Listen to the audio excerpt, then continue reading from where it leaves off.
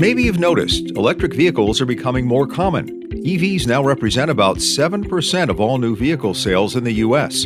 American car buyers bought a record 1.2 million EVs last year, according to Kelley Blue Book. EV sales continued to grow in the first quarter of this year, but that growth was noticeably slower. Experts believe most of the early adopters, those who wanted to ditch their vehicles with internal combustion engines, have already made the switch to electric. Now automakers and government policymakers will need to find ways to convince skeptical mainstream buyers to plug into this new technology. I'm Herb Weisbaum, the Consumer Man, a contributing editor at Checkbook.org. Welcome to Consumerpedia at Checkbook.org. We're the nonprofit that helps consumers select services, avoid trouble, and save money. Because we don't accept any advertising or take money from any business we recommend, you can rely on Checkbook.org to be completely independent and objective. Now, here's the host of Consumerpedia, America's consumer expert, the Consumer Man, Herb Weisbaum. In this episode, how to decide which non-conventional vehicle might be right for you. Do EVs live up to their range promises? Consumer Reports creates a special test to find out. Plus, why are electric vehicles less reliable than conventional cars? Let's start with how to decide between the big three options: a hybrid, a plug-in electric, and hybrid electric vehicle. Here to help with that is the manager of auto testing and insights at Consumer Reports, Alex Kniezek. Yeah, thank you for having me on the show. So I think everybody knows what an electric vehicle is. You plug it in and charge it. It goes on an electric battery. And a hybrid is the best of both worlds. It's got a gasoline engine that also charges the battery, and it goes to battery when it can. Tell everybody what a plug-in hybrid is. I think they may not be familiar with that. Yeah, a plug-in hybrid is kind of in this weird spot in between both of those two things you just described. So it, functions a lot like a regular hybrid, except for it has a larger battery on board, essentially. So, instead of just like a regular hybrid that'll kind of accelerate at times on electric only power, maybe, taking off from a stop sign or something like that, or, meandering through a parking lot. And then other times it's kind of both powertrains working together, right? The electric and the gas working together. The plug-in hybrid, you can plug it in, as the name suggests, and you can charge it. And, most of them get anywhere between 20 and up to 40 or even close to 50 miles of all electric driving. So you kind of end up with this EV type of experience for however many miles the vehicle is rated for, let's say 40. And then once that electric battery is kind of depleted, or the charge is, used up, so to speak, basically just reverts back to a regular hybrid operation. So it's really for somebody who kind of wants to take advantage of, some of the benefits of an electric car: smooth acceleration, quietness, no tailpipe emissions, at least for those 40 miles, give or take. So it's a really interesting option that kind of gets you most of the way, or at least part of the way, towards an EV. But one of the huge things is that you really don't have to worry about the whole public charging aspect of an electric vehicle, right? With a full-on EV, you're subject to the public charging infrastructure. If you're going to take it on a long trip, you got to figure out where you're going to charge, and you don't know necessarily how that charger is going to look or function when you show up. So the nice thing with the plug-in hybrid is you can just kind of bypass all that and just drive it regularly on a long trip. And, once that battery's depleted, you just keep going and you can just fill it with gas, like you normally would. I know some folks that have plug-in hybrids and they drive to work. It's only like a 15-mile commute, and they rarely use any of the gasoline. So they basically have an electric vehicle but have the backup in case they need it. Yeah, you really have to think and kind of look at your situation, I suppose. And, if you have a commute like the one you're describing, maybe 15, 20 miles, something like that, where you can get to work, maybe you can charge it at work, but even if not, you can get back home. So you're doing most of your driving on that electric power. And, if you kind of read around or talk to people who own these vehicles, it's almost like a sport to see how few or how little you can go to the gas station, right? How often you can keep it charged and drive around on the electric power. Now, we're going to talk more in the reliability report about plug-in hybrids, which did not rate as well as hybrids or even electric vehicles. Yeah. When you look at plug-in hybrids from a systems perspective and kind of what the vehicle is, you're really combining two powertrains under one, vehicle in a sense. And hybrids do that to some degree, but the battery is a lot smaller and the electric components are a lot smaller, and you don't really have to worry about the vehicle functioning as an electric for these 50 miles or 40 miles. But when you do, in the case of a plug-in hybrid, you have to add a lot of different stuff in terms of making sure that the car can still heat up the cabin when the engine's off, for example, cool that big battery, charge it up.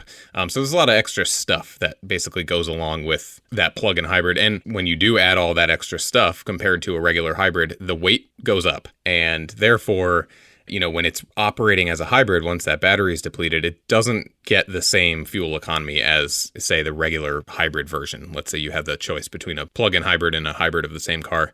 Generally speaking, it's going to get worse fuel economy just because it's heavier and it has to work a little harder. So if you're somebody who you're like, I'm probably not going to plug it in all that often, or I do a lot of long distance driving and I don't really have that short commute, you might be better off just getting the regular traditional hybrid, if you will. As you well know, everyone is concerned about how far an EV can go before it needs to be charged. Consumer Reports decided to find out by doing some real-world EV range testing, and I got to say the results were surprising. Before we get to the results, could you explain to folks the mileage estimate ratings for conventional cars and hybrids and how that differs from what you see for an electric vehicle? Yeah, I mean, when you're looking at a window sticker for a hybrid or a conventional car, you're going to see fuel economy estimates, right? Miles per gallon, and both city and highway, right? And then they give you a combined rating.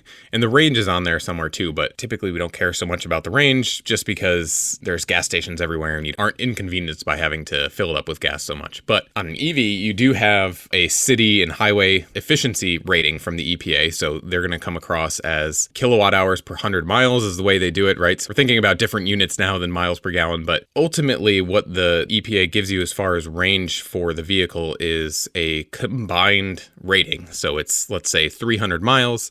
That 300 miles is based on some city driving, some highway driving, and a mix of conditions. So it's not a bad estimate by any means, but it's conducted in a laboratory and it doesn't really account for different types of situations in the way that we think our test does. So by doing this 70 mile per hour highway range test that we developed, we really think it's useful because it lets you know how far the EV can go on the highway when you are traveling to somewhere that, might be unfamiliar, where you're not sure about the charging situation, right? When you're driving around town, the maximum range of your electric vehicle is more of a convenience, but you're probably charging at home, that sort of thing. So you really want to know how far you can go when you're going to travel somewhere unfamiliar and at higher speeds, right? Because EVs, they're not as efficient at highway speeds as they are around town for a number of reasons. So this test that we developed, it's not to counter the EPA necessarily. It's really just another data point for consumers to use to say, hey, I think this EV would work for my situation or not. So tell me about this real-life test, what you did and what you found. Basically, this is a real-world test. We buy all the cars that we test at Consumer Reports. So this is a vehicle that we purchase the same way anybody would.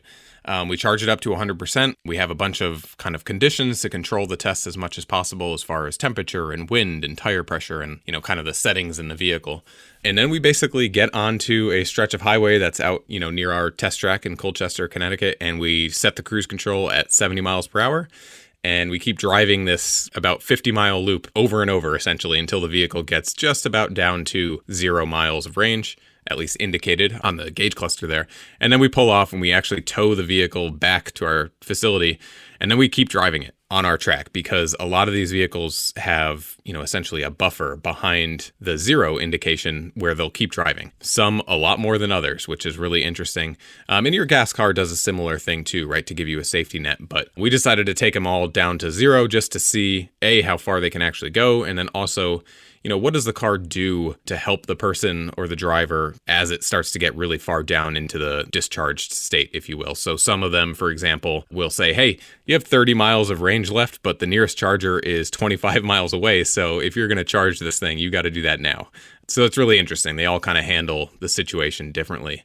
And then, of course, the range numbers themselves. I mean, we saw some cars, on average, I would say they were all pretty close, actually, to their EPA number, which was refreshing. That means that even when you put them into a more demanding test, they actually stayed close to what their window sticker says, which is great. I think that's, helpful for consumers.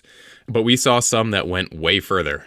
We saw some that went more than 40 miles beyond their EPA rating, which, on one hand, that's good because the car went further than I expected. That's not necessarily a bad thing. But we know that most EV owners, they're not going to drive the vehicle all the way down to 0 necessarily every time. They're going to get down to, say, 10% state of charge and then start looking for a charger. So if you put a lot of that range behind the 0 mark, so to speak, and that's a lot of the battery that the consumer paid for that they're not necessarily utilizing.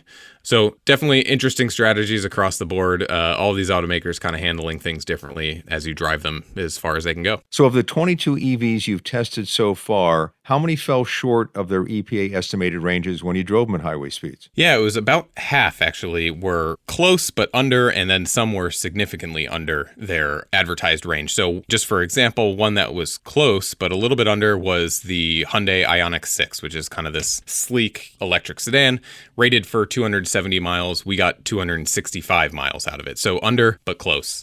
Others, on the other hand, were quite a bit under their rating. Two that come to mind are the Lucid Air Touring. This is rated for 384 miles, but it actually fell 40 miles short at 344. And then the Tesla Model S, which is actually a very similar vehicle in some ways, rated for 405 miles, and we only got 366 out of it. Now, I think, despite them achieving less than their EPA number, 366 miles for the Tesla and 344 for the Lucid are still very far and very long ranges for electric vehicles. So I think that's worth mentioning. But yeah, they did fall short of their claim. And reading your article, the biggest difference in range was the much hyped Ford F-150 Lightning pickup truck. Yeah, that one, our specific version, the Lariat extended range with the larger battery pack, rated for 320 miles. And when we drove it on the highway, we got 270 miles out of it. So pretty interesting. And that was one that didn't really give us much buffer, where pretty much all the other cars had at least some small amount, some larger than others. This one, once we got to zero, it was pretty much over. And the Ford is interesting, right? Because it's so large, heavy, and not aerodynamic compared to a lot of these cars. It suffers more when you get it on the highway. So it does benefit from a test like the EPA's, where it is taking into account slower speed driving, higher speed driving, and kind of mixing it all together, whereas we're strictly focused on that high speed. So I think a potential reason there for such a large delta. So something I learned in reading your articles about this that I didn't realize is that with an EV, unlike gasoline-powered cars, they tend to be less efficient on highways and in cities, where a conventional gasoline-powered vehicle is more efficient on the highway than in the cities. It's exactly the opposite with an EV. Yeah, that's true. And something that people kind of have to, I guess, change their mindset a little bit. We're used to seeing the MPG increase a little bit on the highway in our gas-powered car. That's just because that's where they're most efficient with their gas engines. And when you're doing a lot of city driving with a lot of stop and go, accelerations and things like that, that's just more taxing and takes, away from that fuel efficiency. Whereas an EV, in the city, you're getting to take advantage of regenerative braking, right? Which basically uses the motors to convert the energy back into electricity, send it back into the battery. So you kind of recuperate energy in that way. And then also an EV, when it's sitting still, it doesn't use any power, right? So it, gets an advantage there. And on the flip side with an EV, aerodynamics really takes over at highway speeds. That really becomes one of your biggest things that starts to degrade the efficiency, if you will. So the faster you go, while still true with a gas car, the influence on the overall efficiency is higher with an EV. Straight ahead, Consumer Reports creates a new test to see if EV manufacturers can deliver on their mileage claims. I'm Herb Weisbaum, and this is Consumerpedia, powered by Checkbook.org. If you like what you hear, we hope you'll consider being a Consumerpedia supporter by using the link at the bottom of the show notes to make a small contribution each month. This is Consumerpedia. So most of the surveys recently about why people have concerns about buying an electric vehicle are the price point, number one, and also the range anxiety. Do you think that's a little overblown? Are people getting too carried away with how far they can go with these things? Yeah, I think range is interesting. I do think that it is something that you have to get used to if you're coming from a hybrid or gas-powered car, because on average, the range is going to be less, the distance that you can go before you have to charge or fill up the gas car. So you do kind of have to account for that. Now, that being said, the longer you own the vehicle, we tend to see that people can kind of get used to what that range is. They kind of learn it. They understand how far they can go when they need to charge, things like this. And, also range can be impacted by a lot of different outside factors, right? We've all seen how temperature can kind of be a big thing with electric vehicles. When it gets really cold, it can kind of have a huge influence on the range. And that does happen with gas cars too, but to a far less degree. And again, you're not so worried about making it to the next gas station as you are with charging. When we talk to EV owners and we survey them and do these things, you see that range anxiety might be the top barrier to entry as they're kind of shopping and considering if an EV is going to work for them.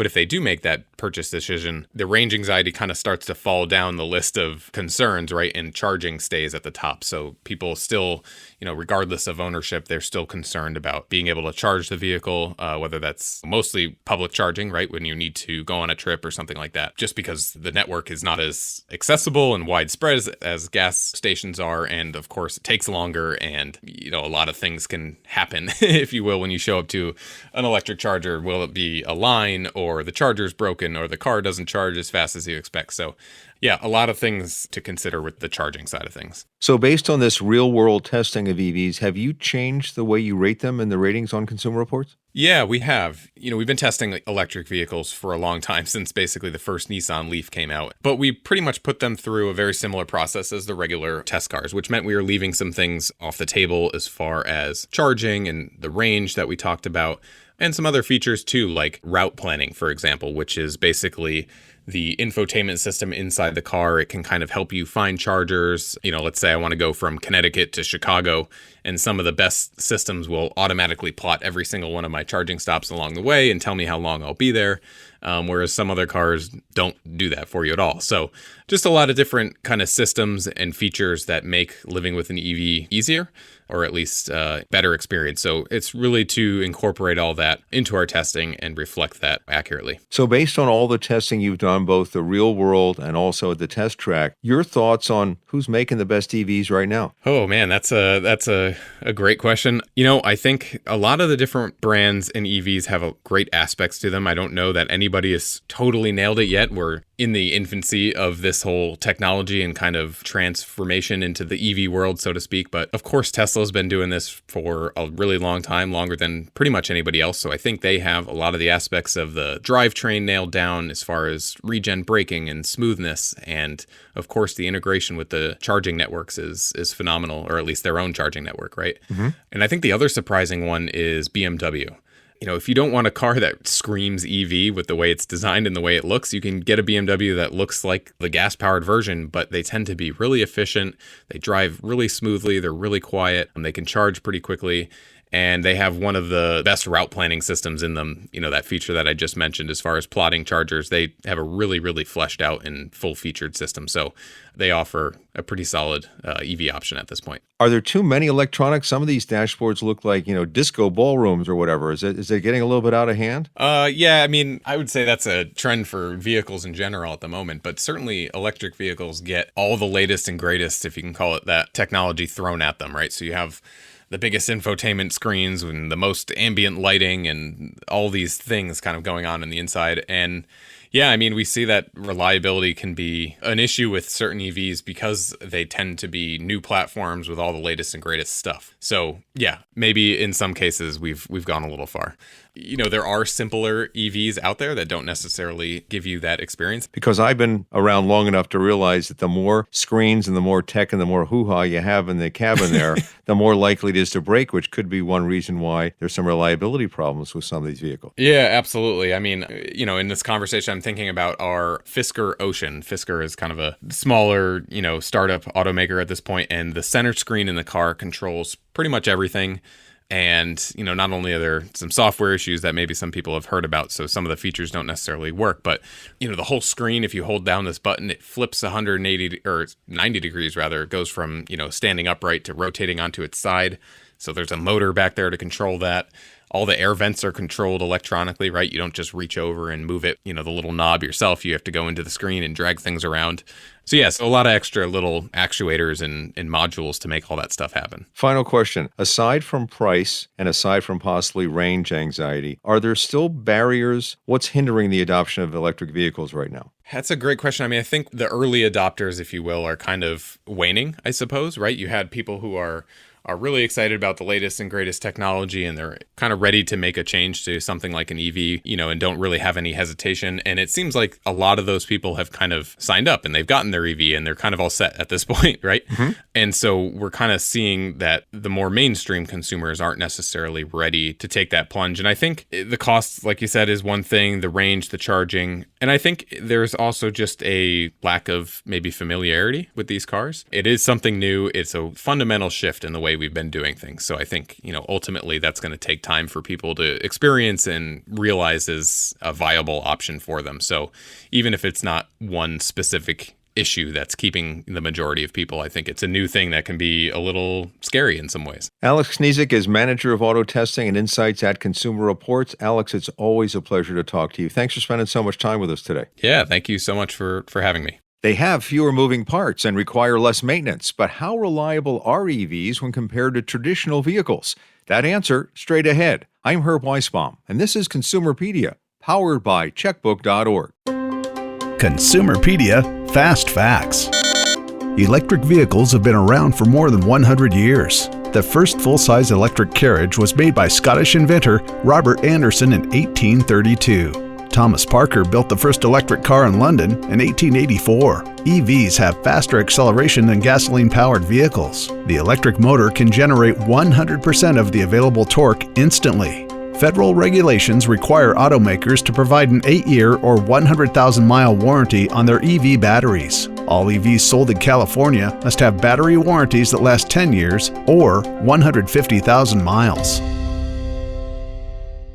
EVs are generally more expensive than conventionally powered vehicles. According to Kelley Blue Book, the average non-luxury new car sold for $48,000 in April, while the average EV went for $55,500. With fewer moving parts and a higher price point, you might expect an electric vehicle to be more reliable. But Consumer Reports finds that's not always the case. Let's dig into that with CR's Senior Automotive Data Analyst, Stephen Ellick. Hi, Herb. We always hear that electric vehicles require less maintenance than traditional gasoline-powered cars and trucks, and that's true. For instance, there are no tune-ups and no oil changes, but that's not the same as reliability, right? That's exactly right. I mean, just because there are less moving parts, EVs are really not there yet for reliability. It's new technology, and they tend to have approximately 79% more problems than internal combustion cars. And you're basing that number on a survey of 330,000 Consumer Reports subscribers who've told you about their vehicles, right? That's right. It's on 330,000 vehicles from our members. So why are EVs less reliable than conventional vehicles and even hybrids? So EVs tend to be less reliable because they're a new technology. Gas cars have been around for a century, whereas EVs are a new technology and they just have a lot of new things in them. And those are what's going wrong. We see issues with the EV charger, the EV motor, and the EV battery packs. In other cases, there are build quality issues, like some of these are newer brands like Rivian or Tesla. So they haven't figured out the build quality part of it yet. And that's where we're seeing a little bit of more issues. So let's talk about Tesla. It's been building EVs for more than a decade now, but it landed in the middle of the pack in CR's brand reliability. What accounts for that? Yeah, that's right. And so it's mostly build quality issues for Tesla. They've figured out the whole EV part, their powertrains and drivetrains, their batteries are all okay. But it's really, you're seeing issues with the paint and trim, mismatched paint, certain issues with trim pieces falling off and things like that. A lot of the issues are also on the Model S and the Model X, whereas the Model 3 and the Model Y, their volume sellers, tend to be more reliable. They actually moved up in reliability a little bit this year. So both of those, the Model Y and the Model 3, are recommended this year because of average reliability. What about Rivian, the other all-electric company? How are they doing? So Rivian is seeing some issues. They have EV charge problems, but also various different issues. There are some climate system issues on the Rivian R1T, and they're also seeing some build quality issues as well. So of the 33 EV models noted in the reliability report, which ones had the highest scores? The Hyundai Ioniq 6 is well above average. They had a score of 70 out of 100, which is quite good for predicted reliability. And what's interesting about that is the Hyundai Ioniq 5 is below average reliability. So it's almost like a situation where they figured out the kinks from one model to the other. Let's move on to hybrids. They do rate well for reliability. Yeah, that's correct. So hybrids have 26% less problems than internal combustion cars on a whole, which is interesting because there are more moving parts on a hybrid as well. They have a battery pack, and so you would think there would be more issues. But the fact of the matter is this is kind of tried and true technology. Hybrids have been around for, 25 years in some cases, where the Toyota Prius started. And they've really worked out those kinks. They tend to be built by more reliable automakers. There are a lot of hybrid Toyotas. So if there's a good brand building the hybrids as well, then they tend to be more reliable as well. So let's move on to the third category, PHEVs or plug-in hybrid electrics. So how did the plug-in hybrids rate? Well, the plug-in hybrids tend to be way less reliable than gas cars. They have 146% more problems than internal combustion vehicles. So unfortunately, they did not do as well as the hybrids. Any explanation for why or what kind of problems people are seeing? So a lot of the problems associated with these vehicles tend to be with the EV charging and EV battery problems, and they tend to be built by less reliable automakers. So for example, the Volvo XC60 plug-in, if you look at the Volvo XC60 full gas version, it's already below average reliability. When you add some more components like a charger, an electric system, a climate system that operates a little bit differently than the conventional one, it tends to have more problems. And it has the problems that the regular XC60 has, plus these extra ones. So putting everything together that we've talked about and looking at all the data you got from these 330,000 members, what's the bottom line? What do you want people to know when it comes to reliability? Really, the bottom line is that these are trends. There's always a vehicle that bucks the trend, and each model has a story in and of itself.